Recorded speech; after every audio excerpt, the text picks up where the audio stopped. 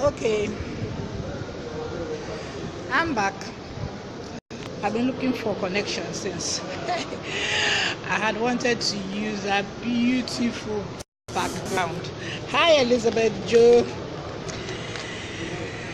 Thank you for joining our live broadcast all the way from Kaduna. I'm at the Lagos State Tourism Summit, and I was trying to transmit from inside because there's this lovely decor, but inside the MTN connection didn't work. So I'm standing outside of the lobby. And today we are still talking Nigerian English versus British English. You know, at times when most educated Nigerians speak the English, like they assume or confidently feel that they are speaking the standard English language. What they don't realize is that there is a variety of the English language known as the Nigerian English, which has standard and non-standard varieties. And yes, there is a standard Nigerian English. I remember yesterday I was talking to somebody and I said standard Nigerian English. He said, yeah, there's nothing like standard. Of course, there is standard Nigerian English. It is a dialect of the British English. Odo Diego Keodo, thank you for joining our live broadcast all the way from Abuja. Glad you could join us today. Today I'm actually transmitting from the Lagos State Tourism Summit at the Eco Hotel Suites, Eco Hotel and Suites, Victoria Island, Lagos. And I wanted to transmit from this. I had even started transmitting from inside. My Wi-Fi conked out, so I decided to use MTN, and MTN wouldn't connect there, so I'm stepping outside. It was so beautiful inside, and the decor is beautiful. Anyhow, we're talking standard Nigerian English, which is a variety of the English language spoken in Nigeria by educated Nigerians, and it's based on the standard British English. I know we did this last Friday, but because I spoke with somebody yesterday and people don't understand that there is a standard Nigerian English, I thought we could still address the topic again today. But beyond, yes sir, but beyond, it's great to have you with us live today. Thank you for joining us all the way from Glasgow in Scotland. Today I'm transmitting live from the Lagos State Tourism Summit. I was inside where it's lovely decor, but of course my Wi-Fi conked out and MTN connection I came out here. Today we're still talking standard Nigerian English, which is a dialect of the British English.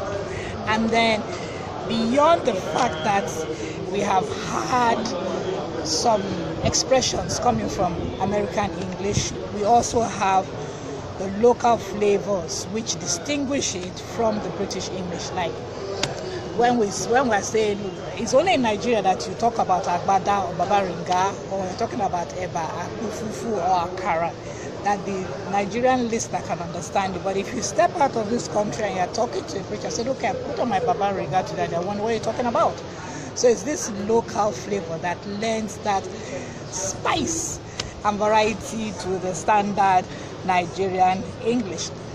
But then it is acceptable in Nigeria, as is sometimes used by the Nigerian media and creative writers to express their worldview. Remember that also based on our cultural, it is culturally unique to us. Am I speaking grammar this afternoon?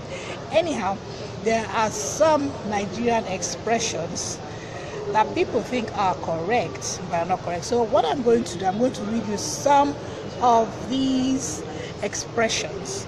Some educated Nigerians make use of them. I'm going to read these expressions and their counterparts. So we have, we say, me, I can't take it. Me, I can't take it. I have used that expression myself. Me, I can't take it. But the British say, I can't take it. I can't take it. And now this mention is beginning to happen outside. I hope it's not to give me terrors today. And now you are doing yourself. If you say that to a fellow Nigerian, the fellow Nigerian will understand. But if you say that to a native speaker of English, you won't understand. The British is you are doing that at your own detriment.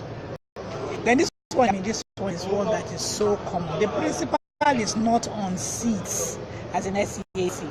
Actually, the principal, that's the British one, is not in his office. Oh, there's one that everybody uses it, myself inclusive. NEPA has taken lights. If you say that one to a Nigerian, of course they will understand. But the British expression is there is power outage. I can imagine if you go and start telling somebody, when you're talking to somebody and then maybe they're talking on the phone and then there's power outage. You say, what happened? Say there's power outage. The person will say, what are you talking about? I say, never don't take lights. That is acceptable in Nigerian language. Then another one, I don't know where we got that one from. Say the president casted his vote yesterday. I don't know where casted came from. I think cast the past tense of cast is cast. So the British expression will be the president cast his vote yesterday. Okay, back to our NEPA again. NEPA has brought lights. Power has been restored. This one, I don't know how we got this one. Another one say, are you hearing me? I guess it is also from either Pidgin English or from our L1, our local language, that we transliterate. We transfer these nuances into the English language. Say, because in Pidgin English you say, you dey hear me? But the British expression will be, can you hear me? I feel like licking orange. You don't lick orange, you eat an orange. I like eating orange. I feel like it's orange. Then this one, the girl is doing eye service. I don't know how it came from eye service. But the proper terminology is the girl is paying lip service. Now, what's the difference between torchlight and torch? Nigerians will say, where did you keep the torchlight? But the correct expression is, where did you keep the torch? I don't know whether me myself have made that mistake, as in, where did you keep the torchlight, when it actually should read, where did you keep the torch? Nigerians will say, his father is a big man. If you tell a native speaker of English that your father is a big man, I'm sure he'll be thinking in terms of size, when actually what you mean to say is that your father is a wealthy man. I don't know where we got all those ones. Hi, Jane Longer. Thank you for joining our live broadcast. Jane Longer is watching from Ejigbo. It's good to have you on the program this afternoon. We are still talking Nigerian English today. Don't mind me, I'm putting in Nigerianisms, especially culture. What is Can anybody tell me what is, that I'm using Now here's another expression. When are you returning back my book? Or when are you bringing back my book? When are you returning back my book? Or when are you bringing back my book? The correct expression, British expression, will be, when are you returning my book? Where are you adding back? When are you bringing my book? But I don't know, it sounds very nice to say, when are you bringing back my book? But the correct expression should be, when are you bringing back? When are you bringing my book? See, I almost made a mistake again, because I'm so used to using that expression, even myself. The Nigerians will say, go and barb your hair, or go and barber your hair. Go and barb or go and barber your hair. But the British English would be, go and have a haircut. Then when a Nigerian tells someone, say, I want to see you, sir. If you are telling somebody, I would like to see you, I want to see you, the person understands that you want to have a word with them in private. But if you tell that to a British person, I want to see you, say, hey, you are seeing me, this is me. So the British English would be, I would like to have a word with you, sir. I put this one up earlier on. I asked, is the tap rushing or running? Of course, this one, I couldn't catch it this time. This time, everybody got it right. So the tap does not rush. The tap runs. So the tap is not rushing. Then this one again, I can hardly find any educated person who doesn't use it. In fact, we all use it. Off the lights. Which one be off the light? It's either put off the light or switch off the light. Okay. Nigerians will say, you are sick upstairs. You are sick upstairs.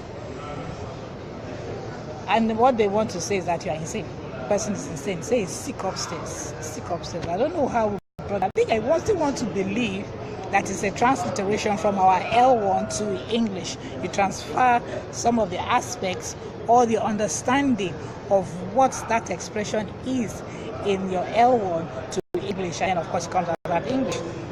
Oh, this is a sweet one. Please reverse your car back. Please reverse your car. Reverse is to move back now. So how can you? That is tautology now. Please reverse your car back. The correct thing is please reverse your car.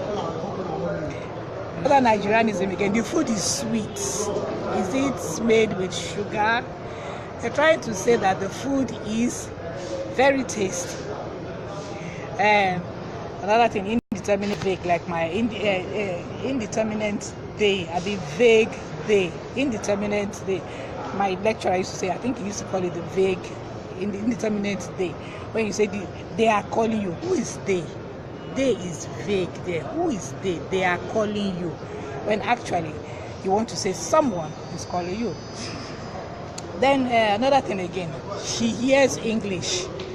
Everybody can hear English, but what Nigerians want to say is that she understands English. When you hear, yes, you can hear because it is a sound, but what you're trying to talk about is understanding English. And then, are you hearing the smell? Please tell me, how can you use your ears to smell? But Nigerians will say, are you hearing the smell? When they want to say, can you perceive the odor? But I know it will sound very funny because you are so used to saying it, and then if somebody wants to use the correct usage, people will be laughing. Say, I want to bath. Say, no, I want to have or take my bath. Nigerians will say, I escorted her to the market. No, you accompany someone to the market. He pays his rent as at when. You know, he pays his rent when due. My head is paining me. How can your head pain you? What you have is a headache. Oh, I put this one up again. This one, everybody got it right. Everybody was just warning me that I think I think I can get them. She is my junior sister. That's the Nigerian expression, but the actual correct expression is she is my younger sister. What says the time? Tell me you haven't used that expression before. What says the time? The correct expression is what is time? Oh, this one is the most beautiful one. I am coming, even though the person is leaving. And I think, like I said, if Yoruba will say Mombo, which is the same thing as I am coming. Mombo, I'm going to come. The British expression is I'll be back soon. And then please borrow me your pen. Please borrow me your pen. Actually, it is please lend me your pen. Enter the line. You climb into the line. You're asking the person to join the queue, so you don't have the person to enter inside the line. And then the dress did not size her. Yeah? The dress is not her size. Say, get inside the bus. Get on the bus. I am owing her money. British is I owe her some amount of money. And then cut your coat according to your size. No, cut your coat according to your clothes. And then finally, he is a tout. But I don't know where, even myself, I will even call somebody. See, myself, see, that is actually pidgin English, which has crept its way into Nigerian English. And I think I'm speaking correctly. But at least you people understand what I'm saying. Those are really listening. But a native speaker of English will not understand what I'm saying. He is a tout. A tout. Everybody thinks that a tout is a riffraff. But no, you tout. When you say you are touting something, it means you are praising something. The correct terminology is he is a lout, as in L-O-U-T. Now today, our word for the day is founder. And founder operates both as a noun and a verb. I was surprised when I actually saw it, because when I see or hear the word founder as in F-O-U-N-D-E-R, what comes to my mind is a person who founds or establishes something. And that is when founder is used as a noun. But it can also be used as a verb without an object. So you can say a ship or a boat founders. When you say a ship or a boat founders, it means the boat or ship filled up with water and it sank. So if maybe you're on the waters and your boat fills with water and starts sinking, say the boat foundered. Then to fall or sink down as in buildings or a ground. You know, there's some places they just collapse like that. So you say I'll give you a sentence. Built on a former lake bed, the hotel has foundered nearly 10 feet. So this is founder being used as a verb. There's founder as a noun, which is the person who founds or establishes something, and then founder as a verb. Then to become wrecked, to fail completely. To fail completely is founder. The village hall project foundered because public support was lacking. So that is founder, used as a verb without object. To stumble, to break down or go lame as a horse. His horse foundered on the rocky path. Then to become ill from overeating, like poultry, when they overeat and then they become ill, the poultry founders. So today our word of the day has been founder, used as a noun, a person who founds, a founder as a person who founds or establishes something, and then a founder as a verb. The ship filled with water and began to founder. So when the ship filled with water starts to sink, it is foundering. And then to fall or sink, as we know, there are some places you just see the ground just gives way, it just begins to sink. So that is it is foundering. And when something is wrecked completely or fails completely, maybe a project you're doing, it fails completely, then it has foundered. Okay, then I have a quotable quote for today. I have a quotable quote somewhere. Now this quotable quote is to remind you to believe in yourself. Always remember you have within you the strength, the patience, and the passion to reach for the stars to change the world. This quotable quote was written by Harriet Tubman, and she was an American abolitionist. Born into slavery, she escaped and subsequently made some 13 missions to rescue approximately 70 enslaved people, including her family and friends, using the network of anti-slavery activists and safe houses known as the Underground Railroad. So the quotable quote for today is to remind you to believe in yourself. Always remember you have within you the strength, the patience, and the passion to reach for the stars to change the world. Thank you, Latifat Aduke Balogun, watching. Thank you for joining our live broadcast. Sadly, I am about to tune off. I was hoping to transmit live from inside the hall where there's so many people who have booths which are showcasing Lagos State's tourism aspects. Anyway, to everyone who has tuned in today, thank you so much for tuning in. I am going to tune up. I'm going to go back in because it's hot outside. Let me go and enjoy the AC. So today we'll be talking Nigerian versus British English. And our word for the day has been founder, which functions both as a noun and as a verb. Hello, Afemwa, my great sister, watching from Edinburgh. Thank you for joining our live broadcast. But actually, I'm signing off now. I've been on for some time. I had some problems at the beginning with my network. So thank you so much. Thank you, Essay, if you are still on. Angel and Daffy, thank you so much. Watching from Mesquite, Dallas, Texas. Thank you, Diego. I don't know if you're still on. Thank you, Elizabeth Joe. Okay, thank you, Hello, for tuning in. Jane Longer, thank you so much for watching. And Olanrewaju, thank you so much for watching all the way from Glasgow. Tomorrow is another day. If you are just joining in Eloho, you can catch this live broadcast on my Facebook page, or you go to my YouTube channel and then you can watch it there. Thank you so much, everybody, for joining this program. Without you, this program will just be me mouthing words. Thank you so much, and I hope you learned something today. Have a good rest.